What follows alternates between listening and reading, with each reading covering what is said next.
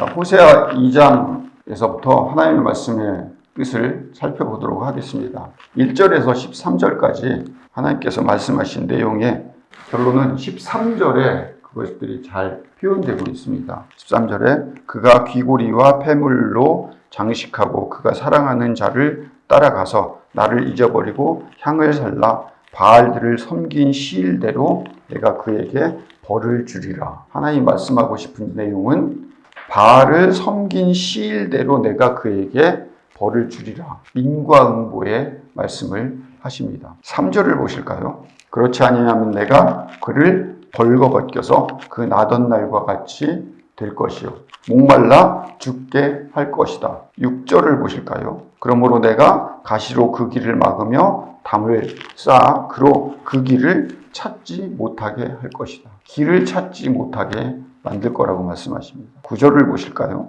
그러므로 내가 내 곡식을 그것이 익을 계절에 도로 찾으며 내가 내 새 포도주를 그것이 맛들릴 시기에 도로 찾으며 또 그들의 벌거벗은 몸을 가릴 내 양털과 내 삶을 뺏을 것이다. 가지고 있는 모든 축복들을 다 빼앗아 버릴 것이다. 그리고 마지막에 12절에 보면 그가 전에 이르기를 이것은 나를 사랑하는 자들이 내게 준 값이라 하던 그 포도나무와 무화과나무를 거칠게 하여 수풀이 되게 하며 들짐승들에게 먹게 하리라. 나를 사랑하는 자들이라는 표현은 다른 번역서에 보면은 정부나 애인 이렇게 표현을 하고 있습니다. 애인이 준 값이라고 하던 그 축복들을 내가 거칠게 하겠다. 이게 히브리어로 보면은 구절을 음률을 맞춘 거예요. 3절, 6절, 9절, 12절을 계속해서 목말라 죽게 할 것이다. 길을 찾지 못하게 할 것이다. 9절에 다 빼앗아 버릴 것이다. 12절에 모든 것을 거칠게 하겠다. 그리고 13절에 3, 6, 9, 12절의 모든 내용을 함께 결말을 지어서 종합해서 뭐라고 설명을 하고 있다고요? 네가 바알에 행한 대로 갚아주겠다. 이렇게 표현을 하고 계십니다. 무섭죠? 그런데 14절에 그러므로라고 하는 단어가 등장합니다. 그런데 그러므로 보라 내가 그를 타일러 거친 들로 데리고 가서 말로 위로하고 거기서 비로소 그 포도원을 그에게 주고 아골 골짜기로 소망의 문을 삼아주리니 그가 거기서 응대하기를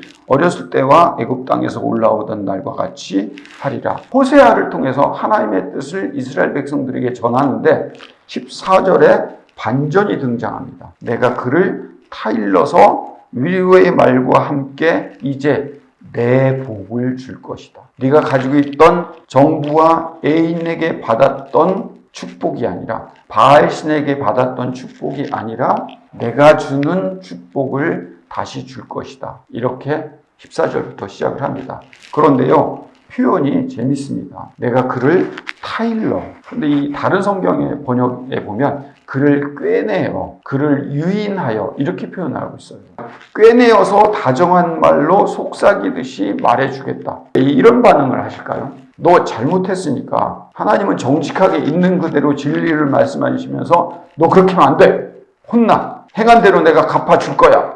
빨리 와. 이렇게 하지 않으시고 꿰내고 유인하고 달콤하게 말씀을 시작하신다는 거예요. 우리가 예수를 처음 믿을 때, 신앙생활을 처음 시작할 때 가장 큰 은혜들을 하나님께서 주신다고 우리의 경험상 얘기들을 많이 합니다. 그래서 개척교회 목사나 처음 신앙을 시작하는 사람들에게 기도 부탁하면 기도 응답이 빠르게 이루어진다는 그런 말이 우연은 아닌 것 같습니다. 또한 우리는 그 첫사랑이나 첫신앙이 없어져 가면서 그 첫사랑을 회복하자라는 그런 표어나 신앙 문구가 등장하기도 할 만큼 신앙의 시작점에 하나님은 많은 은혜들을 주십니다. 이렇게 하나님께서는 하나님과 우리의 첫 만남은 우리를 꿰내듯이, 우리를 유인하듯이, 우리를 타이르듯이 우리에게 은혜로 먼저 다가오신다는 사실입니다. 15절을 보실까요? 거기서 비로소 그의 포도원을 그에게 되돌려주고 아골 골짜기에서 희망의 문이 되게 할 것이다. 거기라는 곳은 어디예요? 아골 골짜기죠. 그곳, 거기 아골 골짜기. 아골골짝이라는 이 뜻이 히브리어로 바꿔서 표현하면 고통이라고 하는 단어도 같은 뜻으로 사용이 됩니다. 우리를 하나님께서 불러내셨습니다. 불러내신 우리를 이제 꿰내어서 하나님의 자녀로 만드시고 난 다음에 바로 우리를 어디로 인도하신다고요? 아골골짜기, 고통이 있는 곳으로 보내십니다. 그 고통의 문이 희망의 문이라는 거예요. 이상하죠? 그런데 그렇게 말씀하십니다.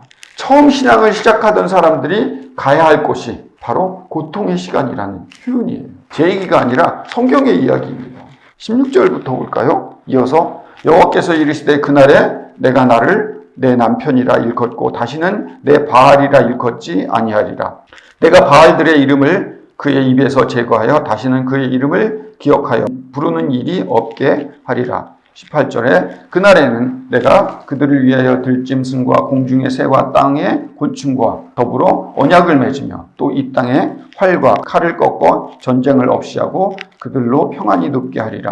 내가 내게 장가들어 영원히 살되 공의와 정의와 은총과 긍휼이 여김으로 내게 장가들며 진실함으로 내게 장가들리니 내가 여호와를 알리라. 하나님께서 먼저 다가오셨습니다. 꿰어내든 우리를 유인하든 어쨌든 하나님께서 먼저 다가오셔서 언약을 먼저 맺으십니다. 우리와 결혼하겠다. 우리와 우리에게 장가들겠다. 이렇게 말씀을 하십니다. 그리고 그 안에는 어떤 의미가 담겨 있냐면 내가 그렇게 만들어내겠다 라고 하는 하나님의 의지가 담겨 있다는 사실입니다. 이 말씀이 중요하죠. 우리가 바알신을 섬기는 하나님의 뜻대로 행동하지 못하는 우리들임에도 불구하고 하나님은 우리를 하나님의 자녀로 회복시켜 내고야 말겠다라고 하는 하나님의 의지가 담겨 있습니다. 21절로 가봅시다. 여호와께서 이르시되 그날에 내가 응답하리라. 나는 하늘에 응답하고 하늘은 땅에 응답하고 땅은 곡식과 포도주와 기름에 응답하고 또 이것들은 이스라엘에 응답하리라. 그러고 나서야 비로소 우리의 입으로 하나님을 인정하게 될 것이라는 겁니다. 우리가 하나님을 시인합니다. 예수 그리스도를 인정합니다. 예수 그리스도가 우리의 구주이시고 우리를 구원하신 분이십니다라고 시인하게 된 것은 그 사이에 이미 하나님께서 우리를 꿰내어서 우리를 하나님의 자녀로 만드시는 하나님의 의지가 담겨 있기 때문에 우리가 응답을 한 것이지 우리 스스로 할 수 있는 능력이 되지 않습니다. 내가 하나님께 응답하는 시점부터 하나님과의 회복이 시작됩니다. 왜요? 21절에 말씀하고 있잖아요. 여호와께서 이르시되 그날에 내가 응답하리라. 나는 하늘에 응답하고 하늘은 땅에 응답하고. 최근에 나온 넷플릭스에 아메리칸 갓이라는 드라마가 있답니다. 저는 예고편을 잠깐 봤는데 모든 신들이 인간의 믿음만큼 그 믿음을 먹고 힘이 강력해지고 자신을 믿지 않거나 그 신에 대한 믿음이 약할수록 그 신은 믿음이 약해져서 인간처럼 살 수밖에 없다는 그런 가상의 드라마를 표현해내고 있습니다. 하나님은 우리의 믿음을 가져가셔야만 힘이 세신 그런 분은 절대 아니죠. 하지만 우리의 믿음, 우리의 신뢰에 대해서 하나님은 기다리시기도 하십니다. 우리가 로봇이라서 하나님께서 바알을 따르는 우리를 하나님의 백성으로 만드시겠다고 선포하셨지만 닫혀있는 우리의 마음을 가진 우리에게 하나님께서 찾아오셨을 때 우리가 해볼 테면 해봐. 내가 하나님에게 넘어가도록 해보시라고요. 나는 마음 딱 닫고 있을 테니까 하나님이 신이시니까 알아서 해보세요. 그런 마음을 가지신다면 버리시기 바라겠습니다. 하나님은 우리에게 자유의지를 허락해 주셨습니다.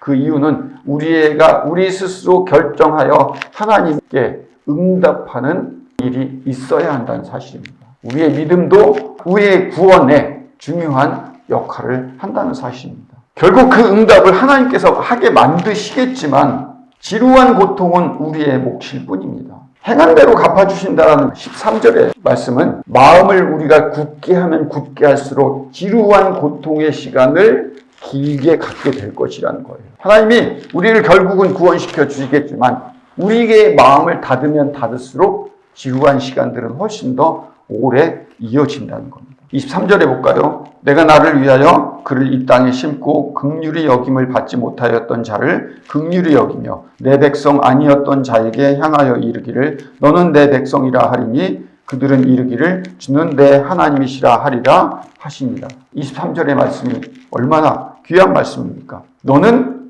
내 백성이 아니었던 자에게 향하여 나는 내 백성이라 이르게 만들 것이다. 그런데 여기서 한 가지 우리가 좀 생각해 봐야 될 것은 하나님께서 내 백성 삼으신 것은 하나님의 열심과 하나님의 의지를 강조하는 말이잖아요.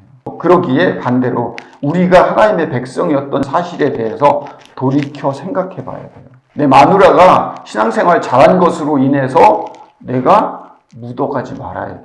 혹은 내 남편이 신앙생활 열심히 애써서 하는 것으로 내가 묻어가지 마시기 바랍니다. 목사가 버텨주고 있는 신앙으로 교인들이 살아가고 있음에 묻어가지 말아야 됩니다. 내가 크리스찬에 속해 있다고 내 신앙까지 속이고 있지는 말아야 된다는 거예요. 하나님은 분명히 우리를 하나님의 백성으로 삼으신 것이 하나님의 뜻이고 누군가 하나님의 뜻을 이루어내기 위해서 중보기도 하는 자를 세우시고 만들어내시는 그 과정, 그것 때문에 우리가 하나님의 백성이 되었고 하나님의 백성으로 이르는 길을 가고 있다는 사실, 그거를 알아야지. 나는 하나님의 자녀야, 나는 하나님의 백성이야라고 그 중간에 있는 사람, 그리고 하나님의 의지와 하나님의 열심에 우리의 것들을 그냥 떠넘기면 안 된다는 겁니다. 2장 1절로 가볼까요? 여호와께서 내게 이르시되 이스라엘 자손이 다른 신을 섬기고 건포도 과자를 즐길지라도 여호와가 그들을 사랑하나니 나는 또 가서 타인의 사랑을 받아 음녀가 된 그 자녀를 사랑하리라 하시기로. 우리는 어떤 백성이라고 계속해서 표현하고 있죠. 다른 신을 섬기고, 그 다른 신을 섬길 때 뭐 때문에 다른 신을 섬긴다고요? 건포도 과자. 다른 신은 바알 신을 얘기하고 건포도 과자는 축복을 이야기하는 겁니다. 우리는 결과물과 눈에 보이는 것, 당장 손에 잡히는 것으로 우리의 신을 판단하게 됩니다. 지난주에 김일모 목사님 오셔서 설교할 때 우리가 제일 감동받은 것, 내용은 기억 안 나고 우리 머릿속에 남은 게 뭐예요? 예일대, 시카고대 간 거. 자식들 축복받은 것만 기억나지 않습니까? 우리는 여전히 바알 그리고 건포도 과자만 보고 신앙생활을 하고 있습니다. 3장 2절에 봅시다. 내가 은 5개와 보리 한 호멜 반으로 나를 위하여 그를 사고, 호세아를 통해서 고멜을 은 15세겔로 사왔답니다. 그냥 우리는 15세겔 사왔으니까 그런가 보다라고 하지만 이 안에도 의미가 담겨 있습니다. 하나님께서 우리를 깨어내실 때, 우리를 사실 때 달콤한 축복으로 우리를 먼저 불러내십니다. 원래 사람을 살 때, 노예를 하나 살 때 30세겔을 주어야 합니다. 그 반 세겔로 우리는 사움을 당한 겁니다. 제값을, 우리는 그것만도 못한 존재였다는 사실을 강조하고 있는 거예요. 3절에 볼까요? 그에게 이르기를 너는 많은 날들 동안 나와 함께 지내고 음행하지 말며 다른 남자를 따르지 말라. 나도 내게 그리하리라 하였노라. 이 3절에서 가장 중요한 말씀은 많은 날 동안에, 이게 핵심 오늘의 주제입니다. 그리고 4절에 이어서 봅시다. 이스라엘 자손들이 많은 날 동안에, 다시 한번 설명하고 있죠. 많은 날 동안에 왕도 없고 지도자도 없고 제사도 없고 주상도 없고 에봇도 없고 드라빔도 없이 지날 거라는 겁니다. 우리의 신앙의 대부분은 많은 날들 동안에 믿음으로 기다리고 인내함으로 버티는 것이 하나님의 뜻이라는 사실이에요. 하나님께서 우리가 애초에 건포도 과자와 바알신을 섬기던 시절에 우리를 꿰어서 15세겔로 우리를 불러내셨습니다. 그리고 나서 우리는 아골골짜기 고통의 시간으로 우리를 보내시고 길고 지루한 시간, 많은 날들 동안 우리와 함께 하나님이 기다리십니다. 그게 신앙이에요. 신앙은 예수를 믿은 그 순간 우리가 돌변하고 바뀌어서 하나님의 뜻을 따르는 자가 되어서 하나님의 뜻대로 온전히 실천할 수 있는 그런 백성으로 죽는 그날까지 살아가는 것 아닙니다. 고멜이 죽는 그 순간까지 버티는 시간, 호세와 같이 살기 위해서 많은 유혹들을 이겨내고 버텨나가는 시간인 것처럼 우리도 그런 삶을 살아내는 거예요. 그게 아골골짜기고 그 시간을 우리로 믿음으로 버텨나가는 거예요. 하나님의 백성이 아닌 자를 내 백성이라는 말은 결국 복 받기를 기다리라는 말이 아니에요. 우리를 옳은 곳, 바른 삶으로 이끌어 가시기 위해서 이미 우리를 하나님의 백성으로 삼으시고 우리를 세워나가십니다. 그 세워나가는 기후한 시간을 아골골짜기라고 설명하는 거예요. 이렇게 말씀하면 마음속으로 이런 생각이 드실 겁니다. 차라리 하나님을 안 믿었으면 좋았을 텐데. 네, 맞습니다. 안 믿었으면 마음대로 살 수 있고 고난도 없고 훈련도 받을 필요가 없죠. 제가 동생하고 늘 군대 얘기만 하면 20 중반쯤부터 여태까지 한 30년 이상을 살아오면서 군대 얘기가 나오면 동생은 저한테 아무 소리 못합니다. 혹한기를 해봤겠어요. 저녁 점호를 해봤겠어요. 야간 근무나 전방 초소를 가봤겠어요. 귀가 고장나도록 총을 쏴봤겠어요. 헬기를 타봤겠어요. 탱크를 타봤겠어요. 이 짧은 2년 7개월 이 시간으로 30년을 울고 먹었거든요. 근데 100년의 이 시간 가지고 영원한 삶 동안에 울고 먹을 수 있지 않겠어요? 우리의 삶은 백성된 자로서 명예로운 삶을 살아내는 거예요. 우리는 견장차고 배지차고 하나님의 자녀로 살아내는 거예요. 우연히 집사람이랑 금요일날 저녁에 유튜브를 잠깐 보다가 1억짜리 모피를 봤어요. 3천만 원짜리 가방 자랑하는 그런 유튜버를 봤어요. 그게 포도나무와 무화과 나무가 내게 오는 게 축복일까요? 그렇지 않습니다. 하나님께서 우리를 이 땅에 보내시기 이전에 우리에게 하나님께서 한 사람 한 사람을 불러서 말씀하십니다. 김성빈, 너는 딱 한 사람을 살리기 위해서 가난하게 그 일만을 하기 위해서 그런 명예로 이 땅에 내려올 건데 그 견장을 차고 그 명예의 모자를 쓰고 이 땅에 올 건데 할래? 네, 하겠습니다. 그리고 왔다고요. 여러분 각자에게 하나님께서 우리가 태어나기 이전에 여러분들 한 사람에게 명예로 우리에게 작지만 어렵지만 가난하지만 내 뜻을 이루어 갈래? 다른 어떤 사람들보다 내가 특별히 그 일에 선택이 되었기 때문에 다른 사람은 쉽게 할 수 있는 많은 사람들을 거느리고 많은 돈을 가지고 할 수 있지만 그 일은 누구도 못하는 일인데 그 일을 할래? 네, 하겠습니다. 라고 무거운 견장과 모자를 쓰고 저와 여러분들이 이 땅에 오신 겁니다. 그러기에 바알의 축복, 건포도 과자를 보고 살아가는 인생이 아니라 명예로운 백성이 아닌 자를 백성으로 삼으신 하나님의 주권 아래 살 수 있는, 그리하여 당당하게 살 수 있는 주의 백성 되기를 축복합니다. 기도하겠습니다. 거룩하고 사랑이 많으신 아버지 하나님, 하나님은 우리를 그렇게 불러 세우셔 오늘 이 자리에 우리를 삼으셨습니다. 하나님, 그런 당당함으로 살아갈 수 있는 그런 믿음으로 이 삶을 살아낼 수 있는 주의 백성 되게 주님 인도하여 주시옵소서. 예수님 이름으로 기도드립니다. 아멘.